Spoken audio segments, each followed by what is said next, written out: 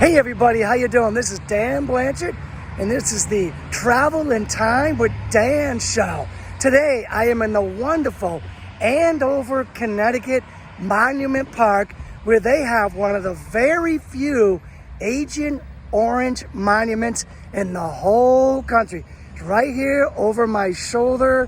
You can see it right there. Not only do they have that, but they've got several other monuments in this park. And if you look over right there, you got the Agent Orange Memorial Highway is right there. So if you're not sure what Agent Orange is, then let me help you out a little bit. We're talking about a time during the Vietnam War, right? When the Viet Cong was giving the Americans a whole lot of trouble. They were just popping up all over the place. There's like this tunnel system, and they were able to hide in the jungle, the dense jungle, and just pop up and just disappear. And the Americans were far superior, standing toe-to-toe, firing and fighting that kind of battle, but it wasn't that kind of battle. It was more like a guerrilla warfare type of battle. And Americans were having all sorts of trouble with the Viet Cong. So they thought that they would throw in this thing called Operation Ranch Hand, where they would spray the place with Agent Orange and some others to where they would eliminate the foliage and be able to see the enemy that they're actually fighting, right? Another thing they would do with the Agent Orange is they would get rid of the food, the crops they would kill, and that would hurt the Viet Cong if they didn't have any food, right? Now, the thing is, when we all hear about Agent Orange, we go, oh, yeah, I remember that now. That's like the Vietnam thing, all that, Agent Orange.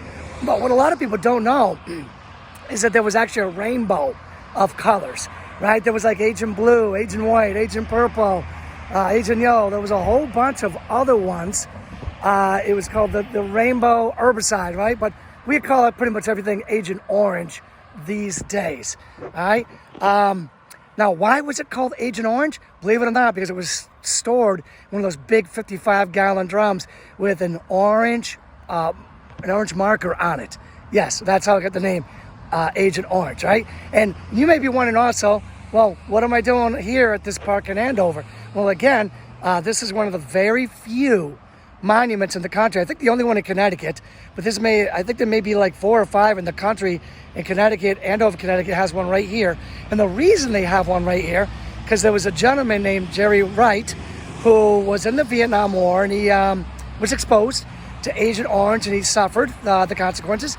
And he came back home here to Andover, Connecticut, and he spearheaded the fundraising and everything else, the grassroots community movement, to get this remembrance, this monumental park here, the Agent Orange, of course, monument. And that was, done on the grassroots level, which is like a really cool thing.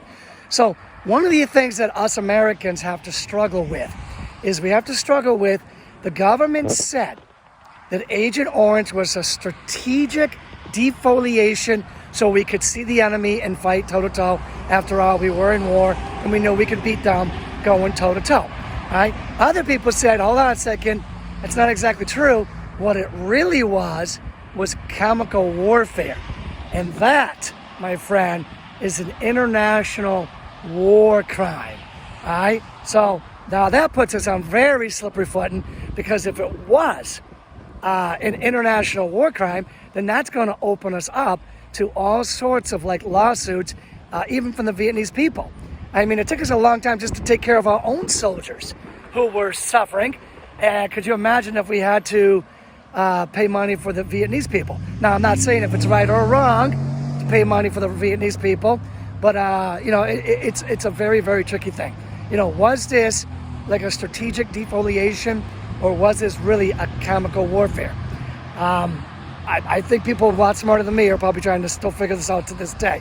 What I do know is that I have a buddy, right? And for many, many, many years, he's had this rash on his back that just like has never gone away. I asked him one day what that was about.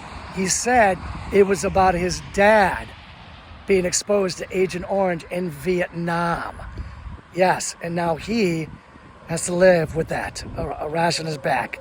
I guess for the rest of his life. All right, so this is like a human story. Not only are the kids of the Vietnam American soldiers and Vietnamese soldiers suffering, but also there's some evidence that their grandkids are suffering in many ways with birth defects as well. All right, so I like to do leadership in this. When I do these shows, I mix travel with history and with leadership. So what would be the leadership here?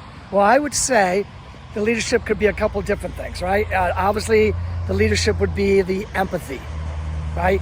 It would be the responsibility of like spraying the Agent Orange, and what do you do after?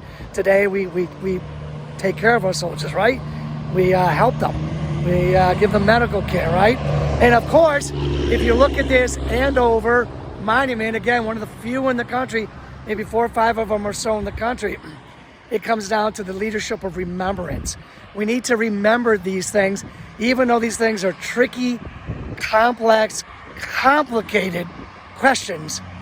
We need to continue to discourse on these tricky subjects in tricky historical events anyways, because leadership's not about taking the easy route, right? It's about taking the route that's right? The one that's empathy, the one that shows responsibility and remembrance, and not just forgetting it because it's convenient to forget about it. Leaders face the tougher, more complex questions and try to move forward on a better footing and trying to make better decisions going forward. All right, listen, I really appreciate you spending some time with me in the Travel and Time Show with Dan, where we mix travel, history, and leadership. Not sure where I'm going to be next week, but wherever it is, it's going to be really good. You take care. I will talk to you again real soon. Bye now.